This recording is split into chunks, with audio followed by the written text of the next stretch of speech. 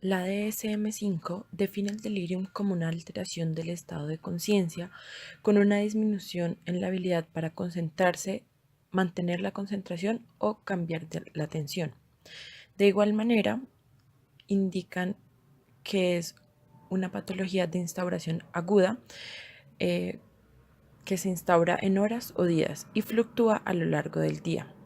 De igual manera, se presenta alteración de la cognición y se dice que es secundaria a una condición médica subyacente.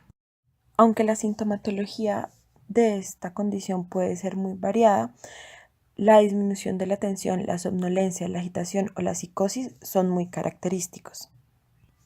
En cuanto a la epidemiología, se dice que el 30% de los pacientes mayores cursan con delirium durante la estancia hospitalaria y entre un 10 al 50% de los pacientes mayores que se encuentran en posoperatorio presentan delirium.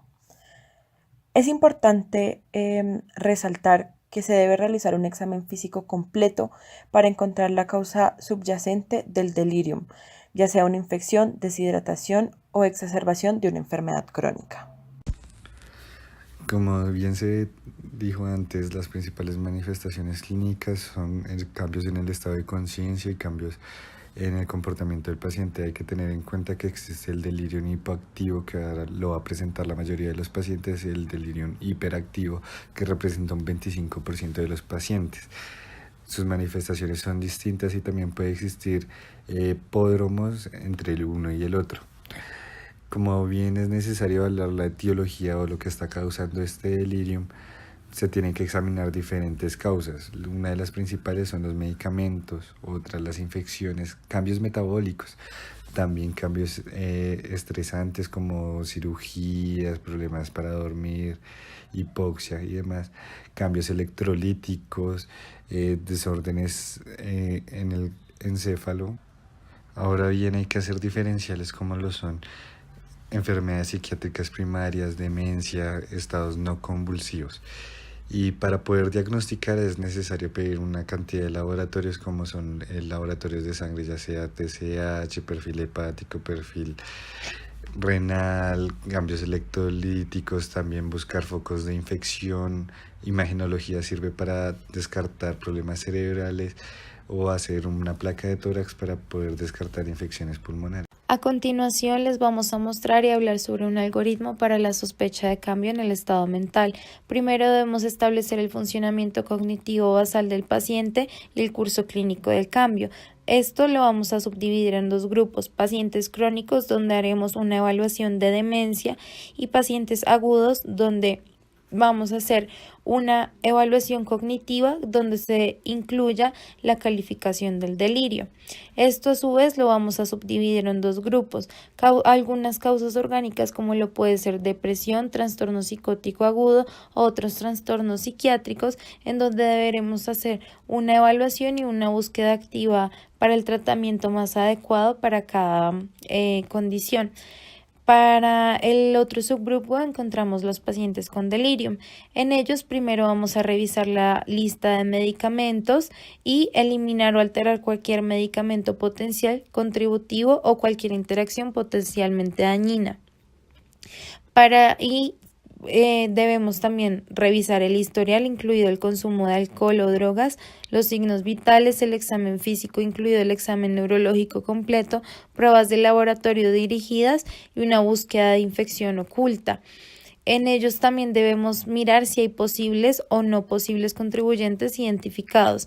En caso de tener posibles contribuyentes identificados, hacer una evaluación y buscar el tratamiento más apropiado para el paciente. Si no tengo potenciales contribuidores, debo seguir buscando hacer exámenes de laboratorio, gases arteriales, puedo mirar el líquido cefalorraquídeo imágenes si es necesario.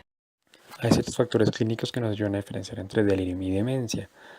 En cuanto a los síntomas, un paciente con delirium usualmente sus síntomas se inician antes de los 12 años y por encima de los 40 años. Los síntomas suelen ser como de inicio agudo, suelen ser rápidos y fluctuantes con una duración de días a semanas y suelen ser reversibles estos síntomas, mientras que el paciente con demencia, Sus síntomas usualmente comienzan por encima de los 50 años, el inicio es gradual o insidioso y sus síntomas tienden a ser más estables y progresivos con una duración de meses a años y rara vez son reversibles.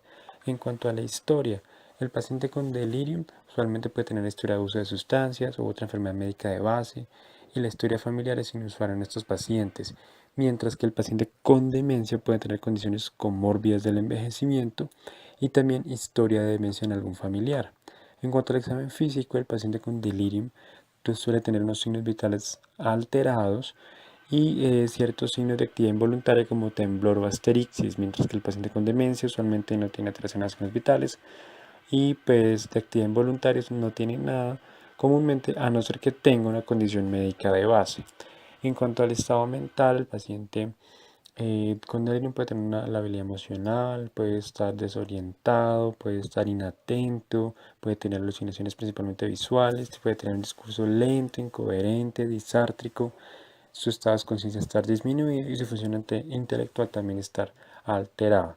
Y el paciente con demencia puede tener un afecto plano, más que todo en enfermedades avanzadas. También suele estar desorientado, pero en estadios avanzados. Suele estar distráctil, rara vez alucinan. Su discurso usualmente tiende a ser coherente, el estado de conciencia puede ser claro y la función intelectual sí va a estar alterada, al igual que el delirium. Y finalmente, dentro de los factores de riesgo para delirium, tenemos que en pacientes menores de 70 años, este riesgo se aumenta cuando tenemos pacientes con antecedentes de depresión, historial de demencia, quienes hayan cursado con accidente cerebrovascular o episodios de epilepsia. También en aquellos pacientes con historial de abuso de alcohol, tabaco o drogas o quienes cursen con infecciones concomitantes como virus de la inmunodeficiencia humana, aquellos que cursen con desequilibrios hidroelectrolíticos como hipo o hipernatremia o quienes cursen con hipo o hiperglicemia y acidosis o alcalosis. También encontramos que en pacientes con una relación BUN-creatinina mayor o igual a 18, aumenta el riesgo si cursa con falla renal, con una creatinina menor a 2 miligramos decilitros o tiene historial de enfermedad hepática, insuficiencia cardíaca congestiva, haya sufrido shock séptico o cardiogénico, un infarto agudo del miocardio o que tengan patologías del sistema nervioso central.